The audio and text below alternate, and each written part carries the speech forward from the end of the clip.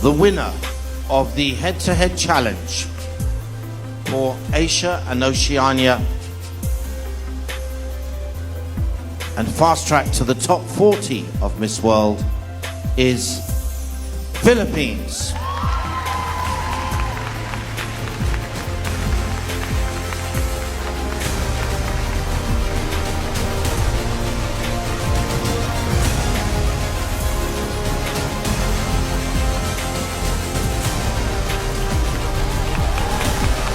Now, Philippines, would you like to address the audience and the judges, please? You're in the top 40 of Miss World. That is absolutely insane and incredible. Thank you so much from the bottom of my heart. Thank you for allowing me to represent the Philippines, and thank you for giving me this responsibility and honor. I plan to use it to the fullest and to use my voice to inspire those who are watching. Maraming salamat. Well, congratulations to the Philippines, and also put your hands together for the other finalists in Asia and Oceania. So atin pong Ladies, napanood if you mga kapolitika ito nga pinaka-latest ngayon na update dito sa Miss World 2026 at in fact ay kakapasok lang nitong balitang ito at mainit-init pa breaking news itong latest na update dito kay Asia Rose Simpson kasi atin pong sinusubaybayan ang kanyang mga kaganapan dito pa rin sa nagpapatuloy na Miss World at yung update mga kapolitika from time to time dito sa kailang head-to-head challenge kasi naibalita natin doon sa ating mga naunang video na pasok sa top 5 ng Asia at Oceania itong sa Asia at nagkaroon sila ng round 2 na actually dito sa kanilang speech sa kanilang on the spot question na kung saan is nasagot ng maayos ni Asia yung tanong nung host dito sa kanilang round 2 ng head-to-head challenge competition ng mga Miss World delegates at pasok nga itong si Asia dito sa top 5 kasama niya po si Vietnam, si Cook Island, si Maldives at si South Korea. So ngayon is nagkaroon na ng round 2 competition at happy to say mga kapolitika na panalo po at wagi itong si Asia Rose Simpson sa continent or sa region ng Asia at Oceania, which means ay makakasama po itong si Asia doon sa top 40 na mga candidates sa first cut ng Miss World 2026. There we are. At the same 2 minutes. If we get to the end of 2 minutes, we'll give you 15 seconds wrap up time before we have to stop you. Here is your question.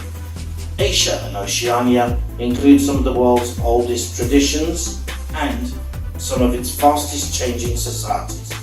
How can a new generation embrace progress without losing what makes its culture unique?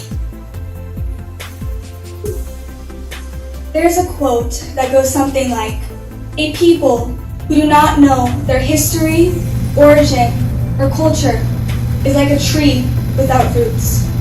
Our cultural heritage is one of the main frameworks that make us who we are.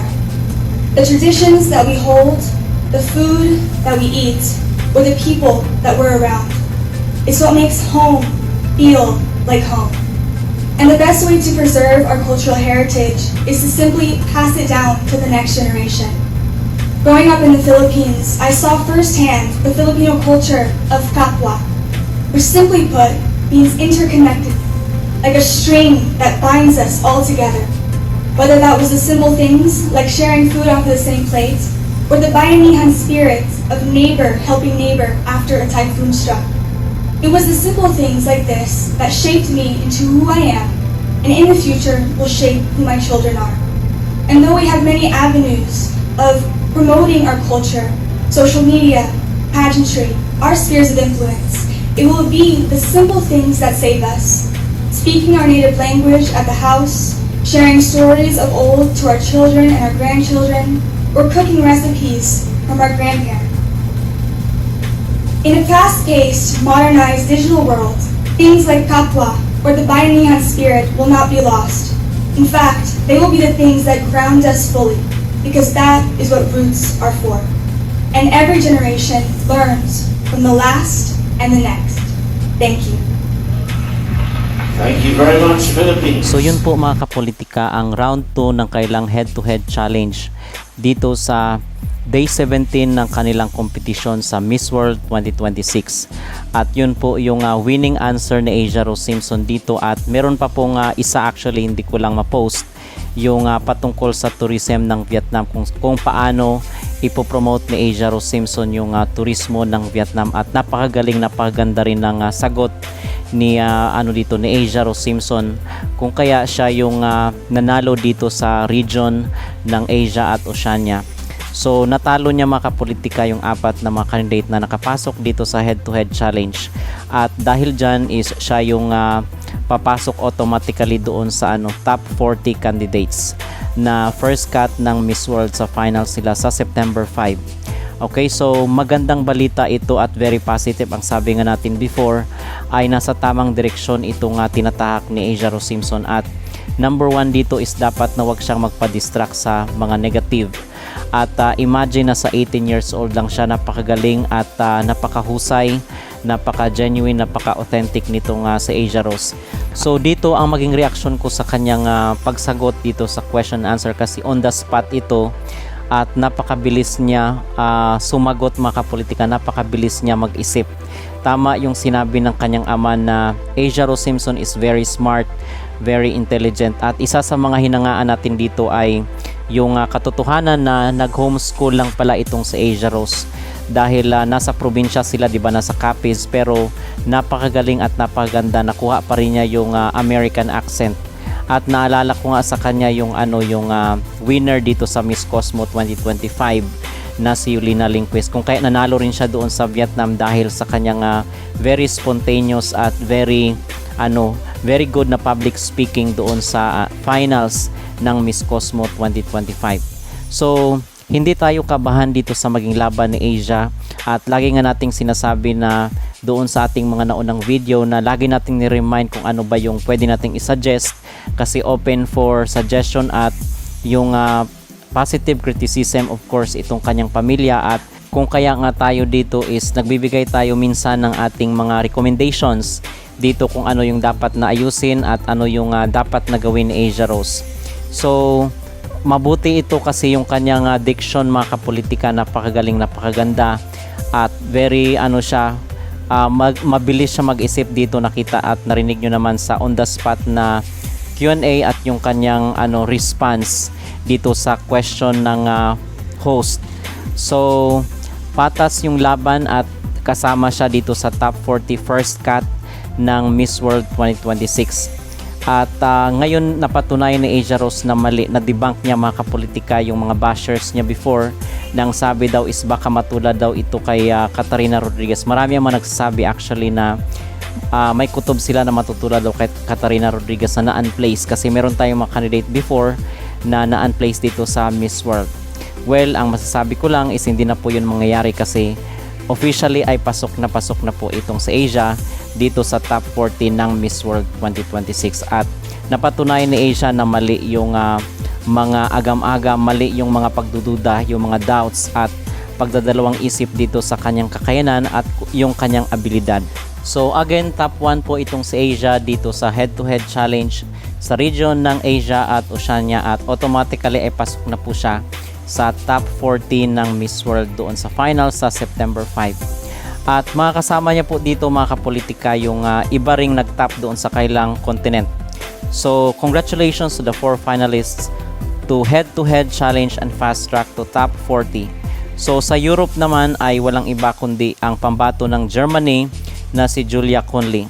Sa Americas and Caribbean nakuha po ni Miss Trinidad and Tobago, Georgia Lee Hill.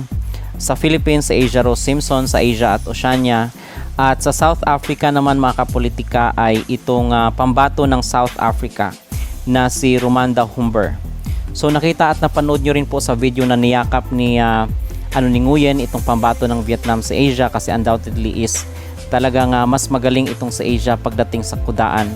So matatalo kasi ang Miss World, diba? Naghahanap sila ng good speaker sa mga public speaking, sa mga public engagement, kung saan is maririnig kasi ikaw yung maging ambassador, ikaw yung maging carrier ng brand ng ng Miss World. So apparently dapat is mayroon kang magandang reputasyon, maganda yung iyong imahe, iyong character, yung behavior, kung kaya nga ang quality ni Asia Rose ay pasok na pasok dito sa standard ng Miss World. Kasi itong Miss World naman mga kapolitika is hindi lang naman ito pagandahan. Kasi kung pagandahan yung labanan ay dapat yung lahat ng magaganda dito sa kanilang contest ay papanalo nila, pero hindi po kasi ganoon ang hinahanap ng Miss World. Sa tingin ko is alam na alam ni Asia Rose ang timpla ng Miss World. Hindi ito katulad sa Miss Grand International na talagang overhype. Kinakailangan na mag-perform ka talaga, kinakailangan na maganda ka, kinakailangan na performer ka. So itong Miss World is parang focus sila sa kanilang cause, sa kanilang advocacy at yung character at quality ng isang candidate, hindi lang sa panlabas na anyo. Okay, so yun mga kapolitika, at masasabi natin ngayon na si Asia Rose Simpson is talk of the town siya, pinag-uusapan at threat siya dito sa corona ng Miss World 2026. At isa pa sa mga inaabangan natin ay yung magpapakitang gilas rin itong si Asia dito sa kailang talent portion. Okay, so kung top 1 siya dito sa kailang head to head and then top 1 rin siya doon sa talent, ay kabahan na ang dapat kabahan mga kapolitika, dahil one step to the crown na lang itong si Asia Rose Simpson dito sa nagaganap na kompetisyon sa Vietnam. Okay, so yun po ang ating latest ngayon dito sa Miss World 2026, at patuloy lang po kayong nakaantabay mga kapolitika, si update po natin ang mga sariwang kaganapan, latest na mga update ni Asia Rose Simpson dito bukas, day 18 na po ng kailang competition, and I believe na gabi na ngayon sa Vietnam at tapos na yung kanilang mga activities today sa head-to-head challenge at yung pagsala ng mga magiging representatives sa every continent or every region of the world. Asia Rose Simpson takes on the world. After conquering the Asia at Oceania round, Asia Rose Simpson returns to the head-to-head stage for another crucial showdown, this time facing the top representatives from the other continental regions at Miss World 2026. Watch Asia deliver another powerful performance as she continues to champion her beauty with a purpose advocacy on the global stage. So ang sabi po ng ating mga netizen ay baka ito na yung pangalawang blue crown para sa Pilipinas dito sa Miss World, at hopefully mga kapolitika is magiging totoo, magiging reality itong aspirations ng ating mga kabayan na maliwanag na ngayon ang pangalawang corona para sa Pilipinas dito sa Miss World 2026. So yung naging question dito mga kapolitika ng host is paano daw ma-preserve yung heritage at yung mga kultura, yung mga tradition kumbaga ng ating community, dahil nga sa modernong panahon, sa nagbabagong panahon, ay paano daw yun ma-preserve.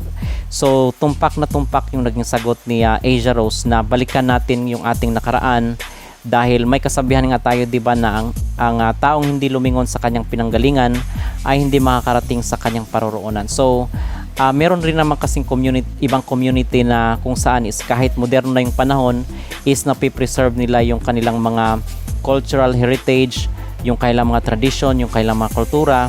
At halimbawa na po dyan yung China, yung Vietnam, kasi nga mahilig sila dito, at in fact nagiging tourist destination pa nga nila ito, naging tourist attraction nila. So fit na fit at akma-akma dito sa naging sagot ni Asia Rose Simpson sa on the spot question and answer na tinanong sa kanya ng host. So napakabilis niya mag-isip at on point, napakaganda rin ng kanyang sentence construction, at andun yung confidence mga kapolitika at yung spontaneity ng kanyang pagsasalita. So I believe na siya na talaga ang hinahanap ng Miss World. Okay, so yun po ang ating latest na update mga kapolitika. Bukas day 18 na po dito sa kailang kompetisyon, at i-update ko rin po kayo from time to time sa mga sariwang kaganapan. So kayo po ba mga kapolitika ay naniniwala na bibigay na sa Pilipinas ang pangalawang corona ng Miss World dito sa pamamagitan ng ating candidate, ng ating delegate na si Asia Rose Simpson? Mag-comment down below at huwag kalimutang mag-like at mag-subscribe na rin kayo para updated kayo sa ating mga latest issues.